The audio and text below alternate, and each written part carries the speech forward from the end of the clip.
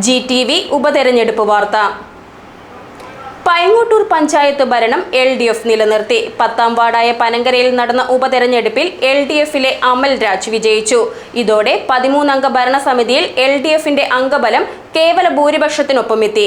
UDFിലെ ബിജി സജിയെയാണ് അമൽ രാജ് പരാജയപ്പെടുത്തിയത്. പൈങ്ങോട്ടൂർ പഞ്ചായത്തിൽ തുടർ ഭരണത്തിന് 10ാം വാർഡുകാർ വിധിയെഴുതി. ഉപതെരഞ്ഞെടുപ്പിൽ LDFിലെ അമൽരാജാണ് വിജയിച്ചത്.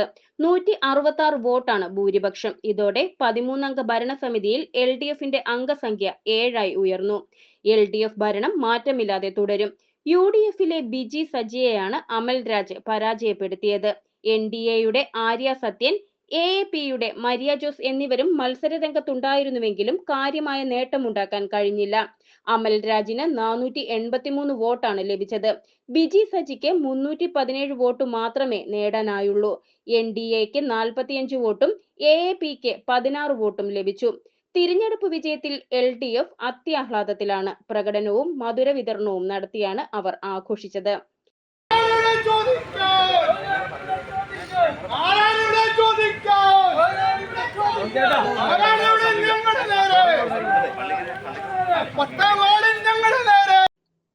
കഴിഞ്ഞ തവണ UDF സ്ഥാനാർത്ഥി 241 വോട്ടിന്റെ ഭൂരിപക്ഷത്തിൽ വിജയിച്ച വാർഡാണ് ഇത്തവണ ആധികാരികമായ ഭൂരിപക്ഷത്തിൽ LDF പിടിച്ചെടുത്തത്.